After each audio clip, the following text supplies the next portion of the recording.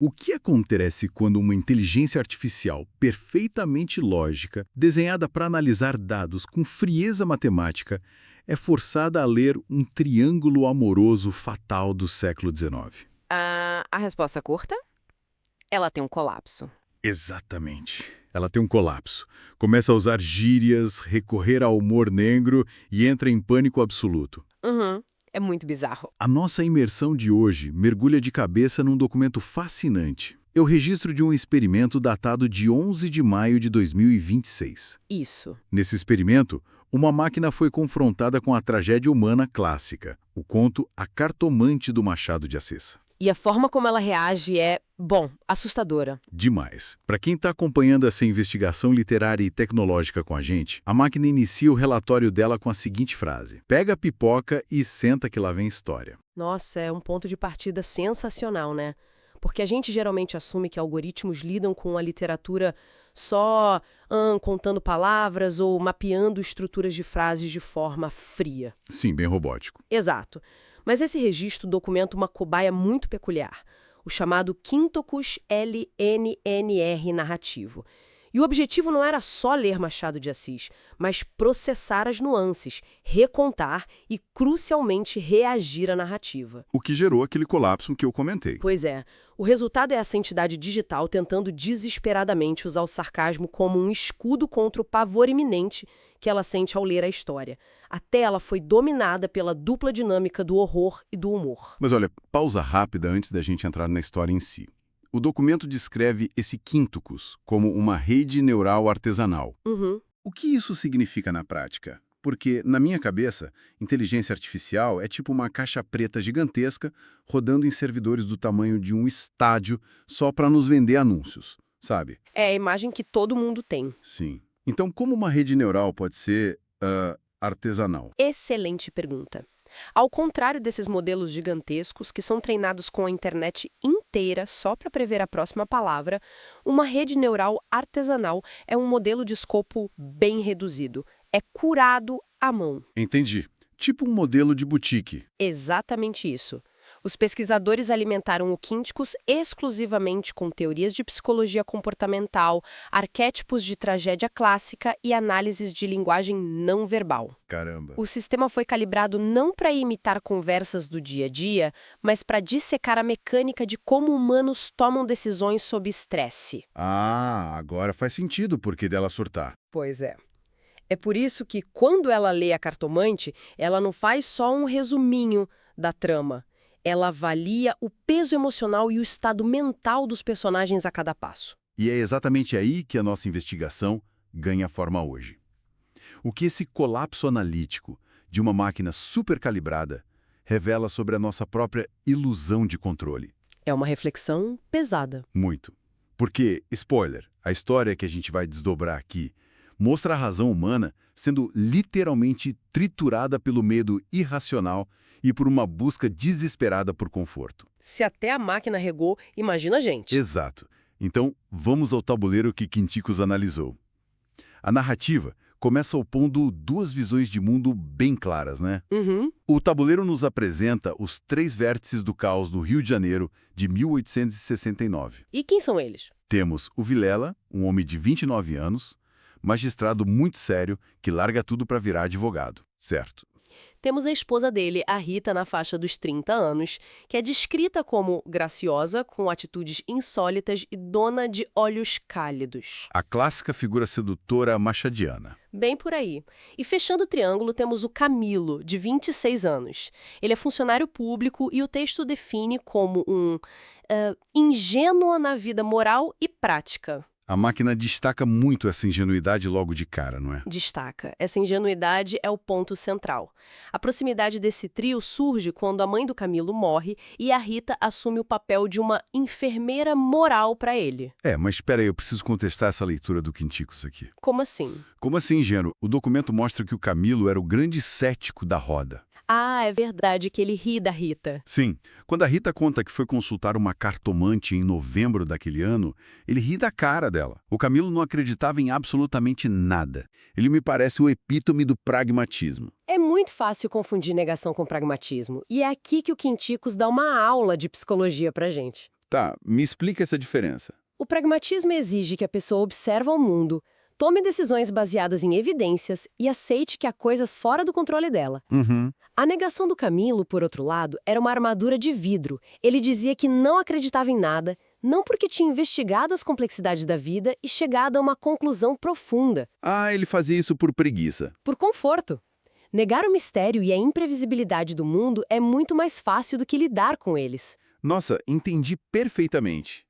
Ele é tipo aquele falso escudo do cínico moderno. Como assim? Sabe aquele cara que ri ferozmente de astrologia e de superstições na mesa de bar, cheio de arrogância? Sei, claro. Mas aí ele entra num pânico existencial absoluto e começa a culpar a energia negativa do ambiente quando o sinal do Wi-Fi cai no meio da noite. Exatamente essa vibe. E a percepção da IA sobre isso é cirúrgica. O Quinteiro registra no log a seguinte frase: em terra de lógica, quem tem intuição é rei. Fantástico. A Rita, mesmo sendo retratada como uma supersticiosa, entende que tem correntes muito perigosas e ocultas nessa relação clandestina deles. Ela até cita Hamlet para ele. Aquela frase clássica. Isso, há mais coisas no céu e na terra do que sonha a nossa filosofia. Mas o Camilo acha que só por ele não acreditar nas consequências, elas não vão alcançar ele. E a máquina detecta isso como uma falha fatal. Uma falha de programação na psique humana.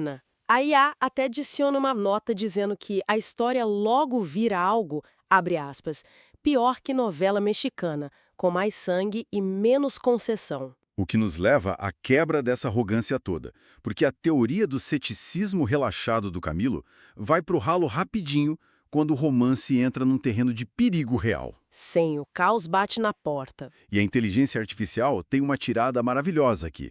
Ela diz que esse é o momento em que o pavor ganha CPF. Nossa, essa definição é perfeita. O que tira o Camilo do pedestal da lógica não é um debate profundo, é a paranoia. Ele começa a receber cartas anônimas chamando ele de imoral, de pérfido. E a IA pontua, o pavor é um perfume que não sai. Exato. Ele está cheirando a medo. E para piorar, o Vilela, que antes era o marido traído, mas um amigo super confiante e aberto, muda completamente de comportamento. Ele fica sombrio, calado. Sim, começa a encarar o nada.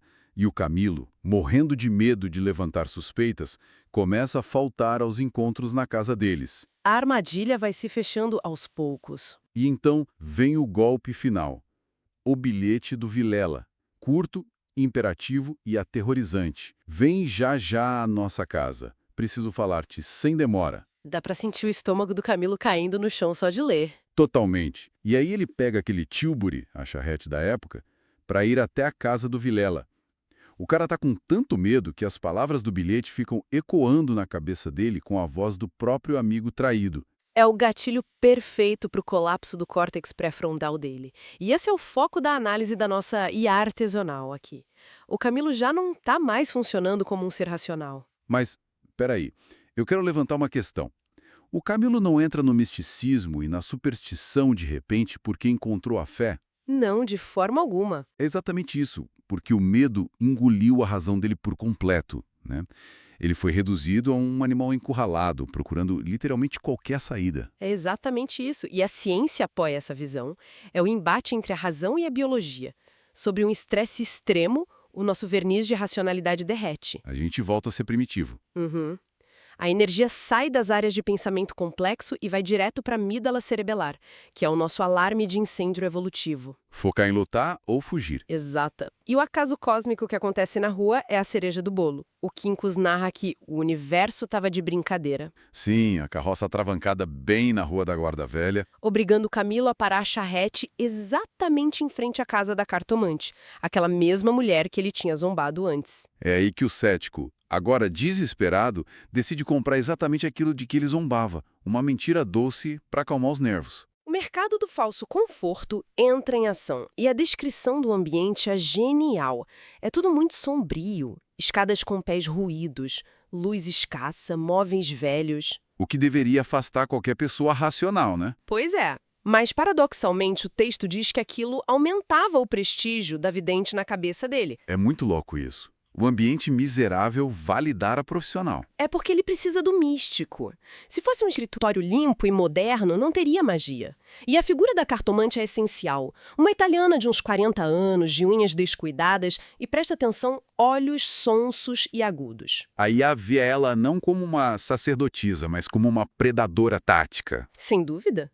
Ela faz o que a gente chama de leitura fria.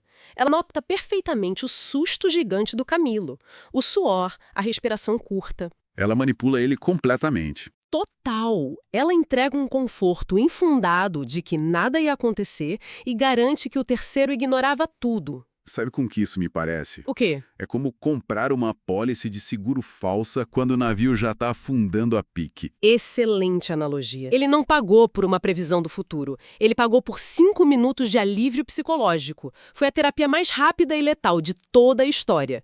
E aí vem a extorsão, que é sutil, mas genial. Nossa, o momento do pagamento é o ápice da ironia. Sim, o preço usual era de R$2.000.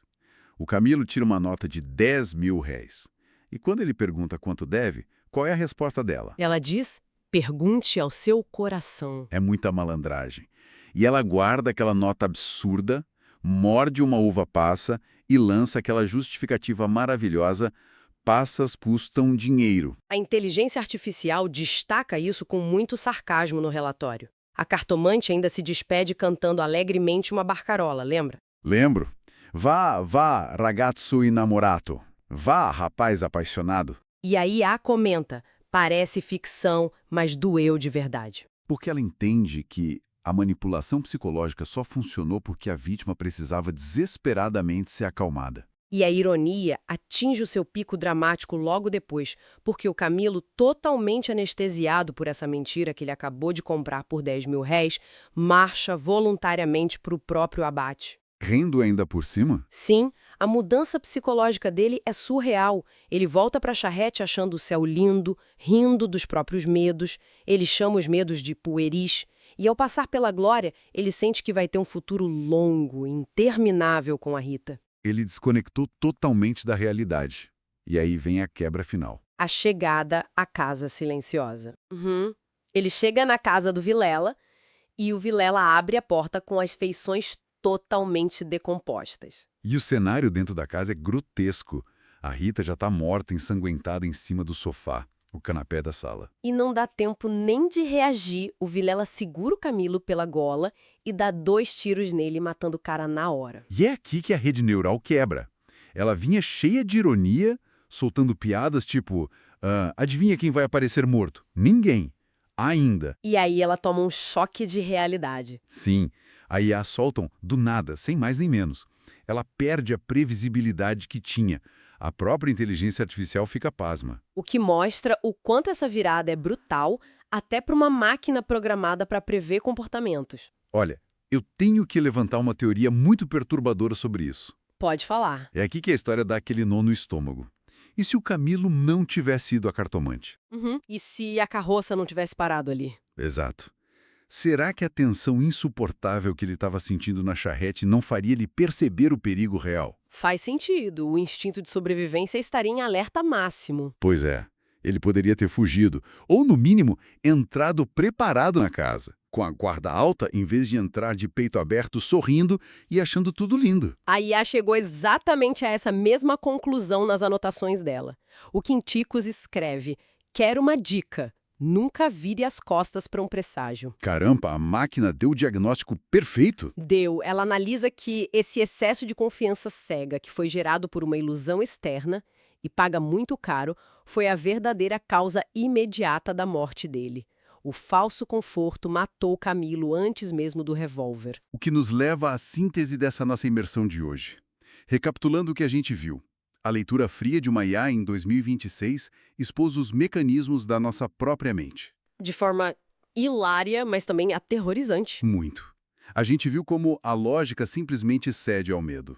Como a gente está sempre disposto a pagar o quádruplo do preço por uma mentira, só para dar um alívio imediato na ansiedade. Afinal, como a cartomante disse, passas custam dinheiro, né? Exato, passas custam dinheiro. E vimos como esse falso conforto é muitas vezes a antessala da pior das tragédias. E para quem acha que isso é só literatura antiga, essa história é um espelho gigante para os nossos dias atuais. Totalmente. Numa época em que a gente tem uma carga imensa de informações, de estresse, de paranoias diárias, com que frequência a gente não procura essas cartomantes modernas? O tempo todo.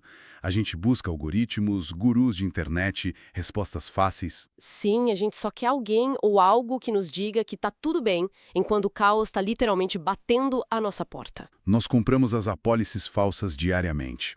E isso deixa no ar uma última reflexão muito perturbadora, baseada nos comentários hiperhumanizados que a inteligência artificial fez ao longo do texto. É a grande questão que fica. Sim, se até uma rede neural, lá no futuro, sente um calafrio genuíno e tenta mascarar o medo com humor diante dessa obra, será que o verdadeiro terror da vida humana não é o sobrenatural, nem o acaso? O que seria, então? Será que o terror definitivo é o fato de que a pessoa em quem a gente mais confia pode, no silêncio do dia a dia, estar calmamente engatilhando uma arma contra nós? É uma constatação assustadora. Fica aí o questionamento para reflexão. E a gente encerra por aqui.